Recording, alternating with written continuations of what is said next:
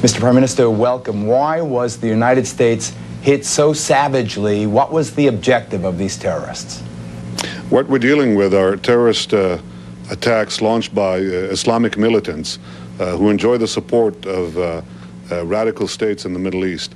This militant Islam, I think, perverts and distorts one of the world's great religions.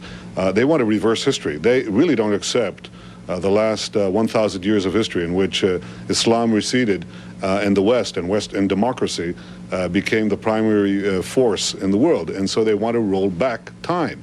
And in order to do that, they have to strike at the main bastion of the Western democracy, and that's the United States. And so they hit you now, and they'll hit you again, because their objective is literally to destroy the United States. If they can't destroy it, they can hit it and strike it, and at least crush its will, and bring it to its knees. This may sound fantastic, but that's exactly what they think. And this is inspired again and again by Islamic militant teachings, and of course by the Islamic Republic of Iran. This is what the Ayatollah Khomeini was all about. So they see the United States as the great Satan. We in Israel, by the way, are the little Satan. If Belgium was in our place right here in the Middle East, it would also be a little Satan. And they go after the United States, and they'll go after it again. Awaken the sleeping giant, don't you agree? Yes, but I think this is a wake-up call from hell, because they don't intend to stay where they are. They're constantly developing greater technical proficiency.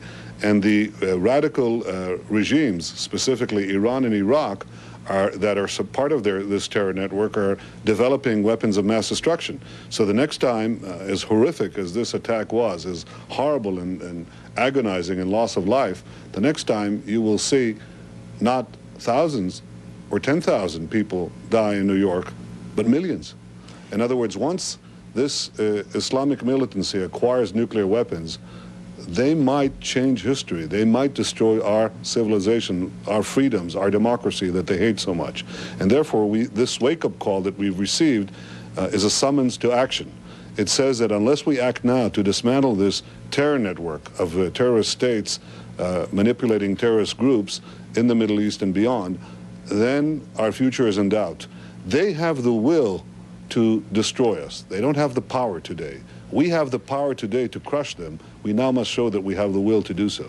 You wrote in your book 5 years ago, Fighting Terrorism, How Democracies Can Defeat Domestic and International Terrorism. I'll quote, "In the worst scenario, the consequences could not be a car bomb, but a nuclear bomb in the basement of the World Trade Center." You know, you got the location right, the weapon wrong, but they didn't even need a nuclear weapon. Do you really envision the obtaining of weapons of mass destruction by these very same personalities or people like them, and that they would have the will to deliver even an Armageddon kind of blow to the United States? Do you have any doubt?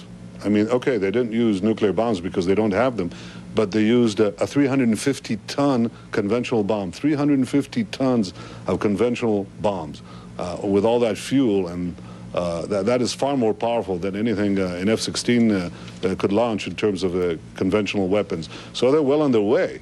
But it is important to understand that none of these groups, not bin Laden, not the Hamas and Hezbollah and the Fatah, Fatah groups, Arafat's own group that formed this network of terror, none of them could act without states, without terrorist regimes. It's important to understand that.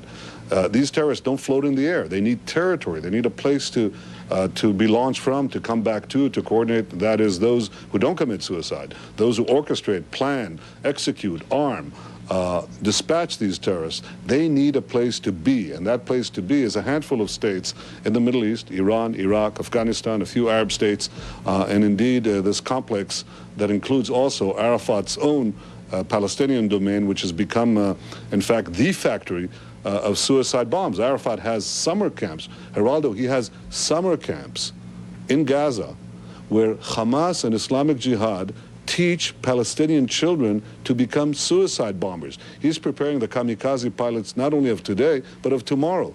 So this network that whose various parts support one another, help each other in material, help each other in political support in these abominable resolutions they passed in Durban the other day, this network itself has to be dismantled, because if it's not dismantled, the answer is yes, they will develop atomic weapons. They already have ballistic missiles, 2 of these states. They already have chemical and biological weapons. They're well on their way to developing atomic bombs. And if they do, then history will change. History has not ended, unlike what Francis Fukuyama wrote, with the triumph of capitalism and democracy over communism. In fact, there is a new conflict, and this is the threat of this Islamic militancy coupled with affiliated Arab terrorist groups who seek to destroy the West. Nothing short of that.